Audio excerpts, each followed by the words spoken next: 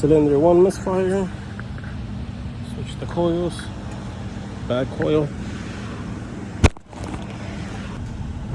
Move 3, back to 3, new one.